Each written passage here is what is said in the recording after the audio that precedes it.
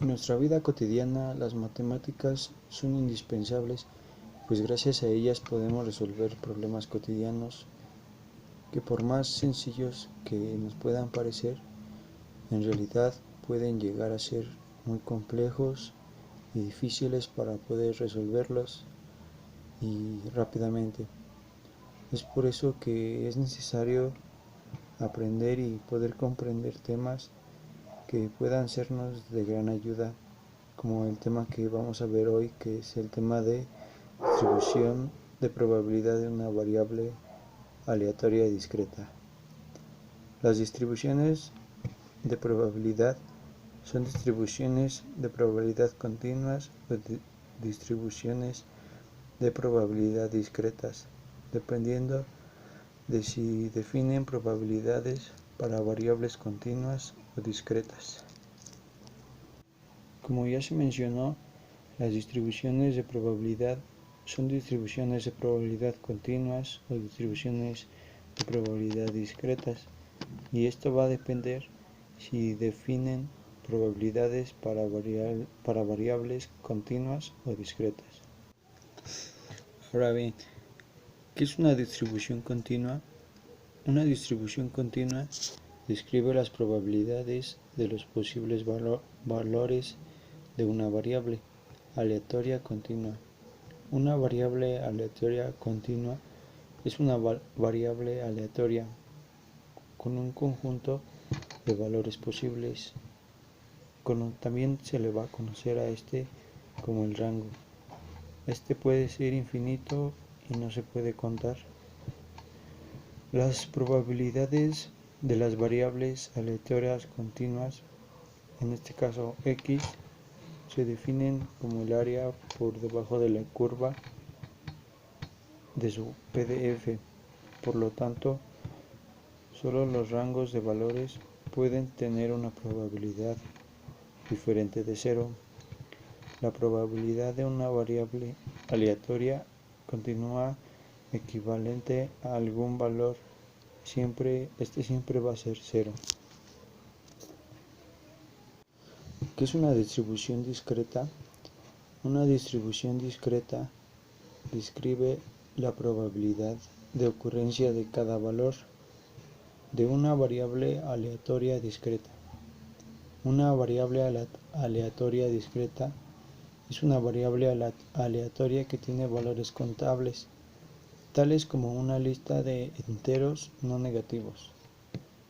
Con una distribución de probabilidad discreta, cada valor posible de la variable aleatoria discreta puede estar asociado con una probabilidad distinta de 0. Por lo tanto, una distribución de probabilidad discreta suele representarse en forma tabular.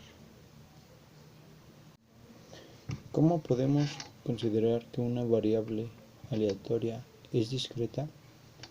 Se dice que hemos definido una variable aleatoria para un experimento aleatorio cuando hemos asociado un valor numérico a cada resultado del experimento. Para designar a las variables aleatorias se utilizan letras mayúsculas. En este caso utilizaremos X y Y, y las respectivas minúsculas igualmente X e Y, para designar valores concretos de las mismas. Existen diferentes tipos de variables aleatorias: variables cualitativas o atributos por un lado y variables cuantitativas por otro.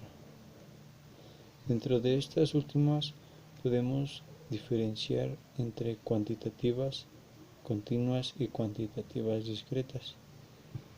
Una variable aleatoria es discreta cuando solo puede tomar unos ciertos valores enteros en un número finito de valores o infinito numerable. Por ejemplo, número de caras obtenidas al lanzar 3 monedas de 0, 1, 2 y 3. Las variables discretas representan algo que podemos contar y no suelen llevar decimales. Función de probabilidad, ya sea una variable aleatoria discreta x que toma los valores x1, x2, xn y se conocen las probabilidades de que la variable x tome dichos valores. Una función de probabilidad no es más que la asignación a cada valor de la variable de la probabilidad que le corresponde, es decir, f xi es igual a p x igual a xi. Ecuación 1. Función de probabilidad. Esta va a ser una idealización de la correspondiente distribución de frecuencias, ya que en realidad se está estimando las frecuencias absolutas y relativas de forma experimental o empírica. Bueno, ahora pasaremos a resolver un ejercicio y el ejercicio dice: lanzamos un dado perfecto 240 veces. Anotamos el resultado obtenido. Si el dado va a ser perfecto, entonces la probabilidad de todas las caras va a ser la misma, la cual va a ser un sexto. En esta tabla se va a representar el número de veces que cada cara cayó. En el número 1 tenemos 40 veces, en el 2 39, en el 3 42, en el 4 38, en el 5 42 y en el 6 39 veces. Para poder resolverlo, primero vamos a construir una tabla de distribución de frecuencias relativas de los resultados obtenidos. Siguiente, vamos a construir la tabla de distribución de probabilidad de los resultados esperados. Y por último vamos a representar gráficamente la distribución de frecuencias. Bueno, aquí tenemos la tabla de distribución de frecuencias y aquí nos va a mostrar los resultados obtenidos. En la primera línea se observa el número de caras, en la segunda la frecuencia absoluta, que va a ser el número de veces que ha caído cada cara, y por último la frecuencia relativa, que va a ser nuestro resultado total.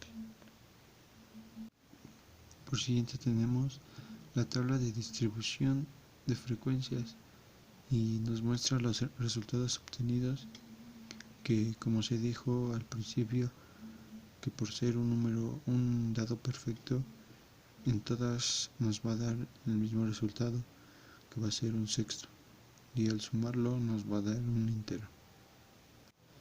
Por último tenemos la gráfica de distribuciones y se observan los resultados anteriores representados en una gráfica de barras. Y podemos concluir que gracias al tema de distribución de probabilidad, se nos es más fácil poder resolver problemas que se nos presentan en nuestra vida cotidiana o que no son tan cotidianos, pero nos van a servir para poder resolverlos de manera sencilla y eficaz, además de que nos va a brindar resultados más concretos, además de que van a ser correctos. La técnica que se usa o las fórmulas son sencillas de interpretar y esto nos va a permitir que los temas sean un poco más fáciles de entender. Esto ha sido todo por hoy, espero y